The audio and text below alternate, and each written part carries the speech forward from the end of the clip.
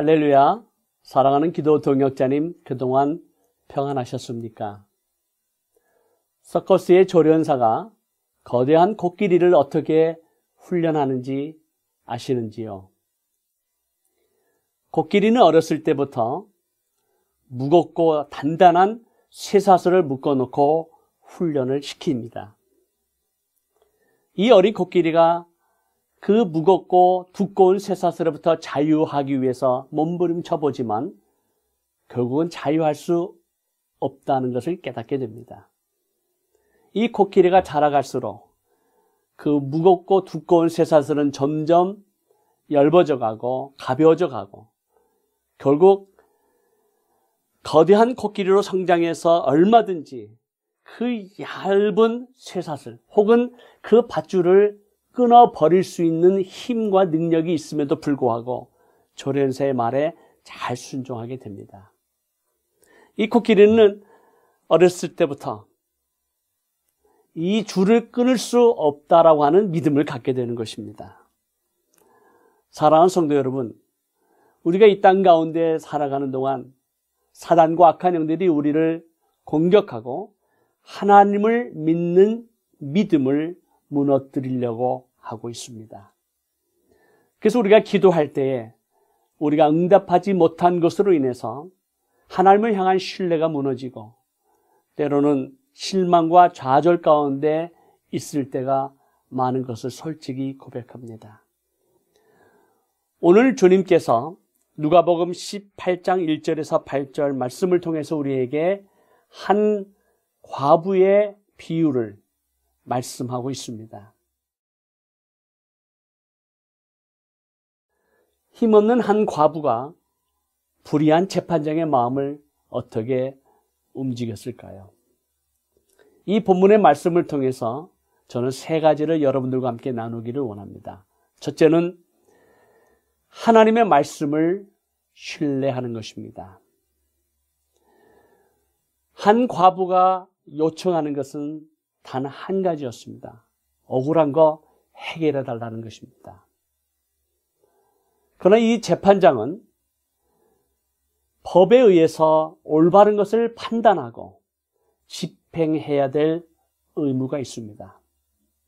그러나 그 법이 정한 것을 행하지 못하는 이 재판장을 향해서 과부가 계속해서 그것을 지적할 때마다 그것을 지키지 못하는 재판장의 마음이 괴로웠고 그가 스스로 불의한 것을 드러나게 된 것입니다.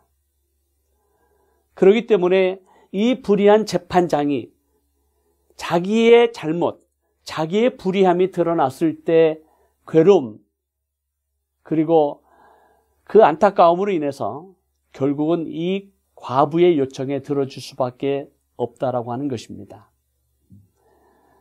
불의한 재판장에 비하여 우리 하나님은 의로우십니다. 왜 의로우냐고요? 하나님께서는 그 하나님의 말씀을 이루시고 행하시기 때문에 의로우신 분입니다. 우리의 기도는 다른 종교에서 드리는 기도와 다릅니다. 우리의 원하는 것, 우리의 바라는 것을 성취해달라고 이루어달라고 기도하는 것이 기도가 아니라 예수 그리스도를 믿는 자의 기도는 하나님께서 우리에게 약속하신 것을 클레임하는 것이 기도입니다. 하나님께서 믿는 성도들에게 약속하신 그 말씀에 근거해서 그 약속에 근거해서 하나님을 향해서 우리가 클레임할 때 하나님께서 그 약속의 말씀을 이루시겠다라고 하는 것입니다. 왜냐고요? 하나님은 의로우시기 때문입니다. 우리가 갖고 있는 여러 가지 기도의 제목들이 있습니다. 개인의 건강의 문제, 재정적인 문제, 혹은 관계에서 느끼는 아픔, 여러 가지 우리가 갖고 있는 많은 기도의 제목들을 우리가 하나님 앞에 나아갈 때 그 우리를 향하신 하나님의 약속의 말씀이 무엇인지를 알고 깨닫고 그 약속의 말씀에 근거해서 하나님 앞에 나아가 호소할 때, 클레임할 때 하나님께서 하나님의 방법대로 그때에 이루어 주실 것입니다. 두 번째는 기도하는 중에 낙심하지 말라라는 것입니다. 기도하는데 응답이 없으면 우리는 쉽게 낙심하고 좌절합니다. 제가 지난 10년 동안 터키에서 사역하는 중에 단 한 사람의 영혼이 예수 그리스도께로 돌아오지 못하는 그 상황 가운데 참 낙심이 되고 실망한 때가 있었습니다. 우리의 행위라면, 우리의 사역이라면 우리는 그 선교 사역을 계속해서 할 수가 없었을 것입니다. 그러나 우리는 이것이 하나님의 거룩한 부르심이요 사명이기 때문에 우리가 갖고 있는 우리의 사명을 최선을 다해서 살아간다면 그 결과는 하나님께 달렸고, 비록 우리의 뜻대로 우리의 원하는 대로 응답되지 못했다 할지라도 하나님께서 하나님의 때에 하나님의 방법으로 이루실 것을 믿기 때문에 우리는 낙심하지 않습니다. 하나님을 향한 신뢰가 있기 때문입니다. 세 번째는 끝까지 포기하지 말라라는 것입니다. 이 과부에 있어서 가장 강력한 무기는 포기하지 않은 것입니다.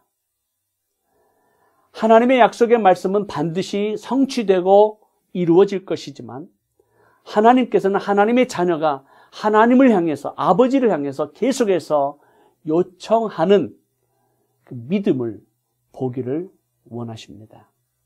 우리는 기도하고 잊어버리는 경우도 많고요. 또 기도하지만 믿지 않는 경우도 있고, 또 기도하지만 쉽게 포기하는 경우도 있습니다.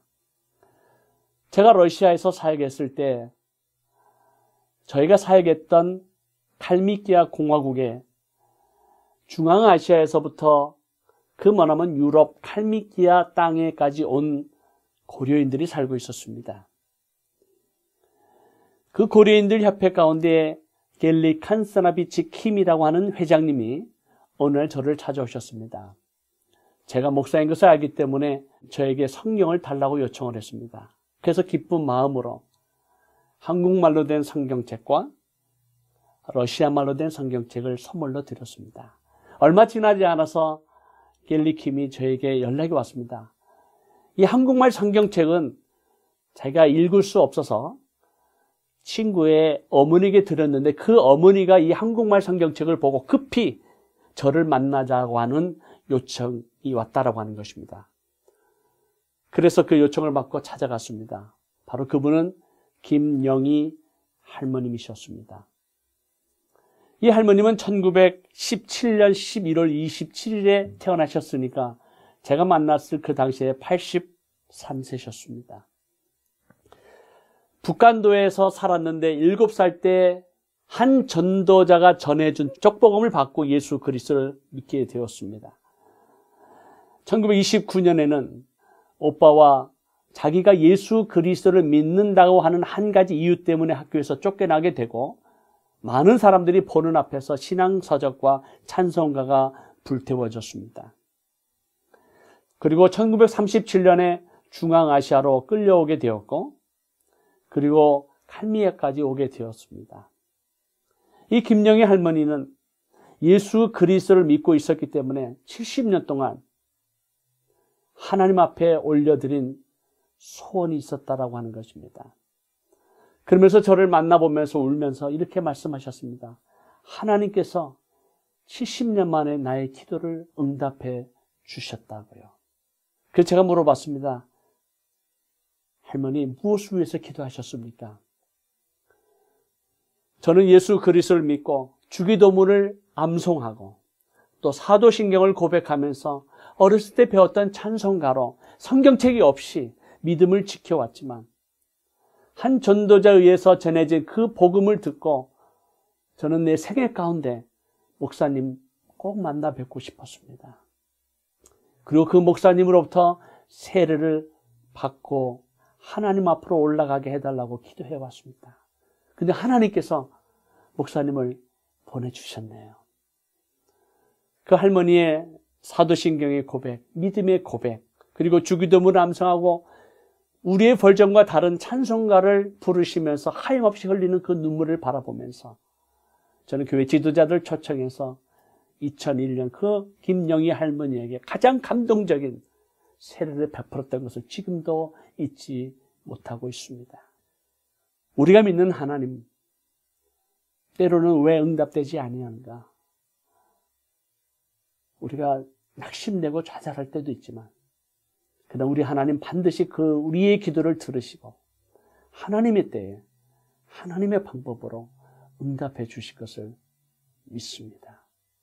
사랑하는 성도 여러분, 개인의 생사화복이나 민족과 국가의 흥망성쇠는 여호와 하나님의 손에 달려 있습니다. 하나님의 절대 주권을 우리가 인정하고 우리의 삶 가운데 하나님의 약속의 말씀에 근거해서 신뢰하고 하나님을 향해서 계속해서 클레임하고 기도하면, 그리고 우리가 계속해서 하나님을 향해서 끝까지 포기하지 아니하고 낙심하지 아니하고 기도하면 하나님께서 반드시 응답해 주실 것입니다. 사랑하는 기도 동역자님, 2018년도에 여러분이 드리는 모든 기도의 제목들이 응답받는 은혜와 축복이 있기를 간절히 소원합니다. 감사합니다.